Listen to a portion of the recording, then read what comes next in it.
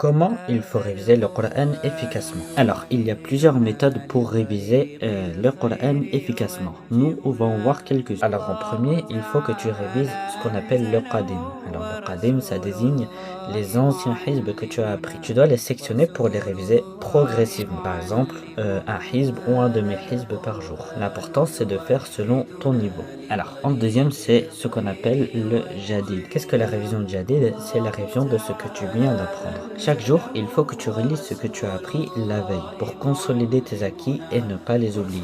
D'ailleurs, n'oublie pas de t'abonner, ça fait toujours plaisir. Les deux premières sortes de révision, c'est les révisions les plus primordiales à mettre dans ta routine de révision quotidienne. Si tu as plus d'affinité avec la révision, plus de facilité, tu peux rajouter un hizb dans ta révision, c'est le dernier hizb que tu as appris. Ou alors le dernier hizb qui est en cours d'apprentissage dans ta routine de révision. Et enfin, la dernière étape de révision, alors à intégrer progressivement à ta révision, bien sûr, c'est la méditation. Comment faire? Alors n'oublie pas de regarder la traduction des versets que tu lis, surtout ceux qui te touchent. Il faut les méditer, c'est-à-dire réfléchir sur leur sens et essayer d'appliquer leurs enseignements à ton quotidien. Les compagnons du prophète sallallahu alayhi wa sallam, ils avaient un rythme de révision bien particulier. La plupart des compagnons tenaient plusieurs rythmes de lecture. Alors par exemple, ils avaient une lecture qui était consacrée à l'apprentissage, une autre lecture pour la révision et une dernière lecture qui a été consacrée exclusivement à la méditation qui pouvait prendre en fait beaucoup de temps, voire des années en fait.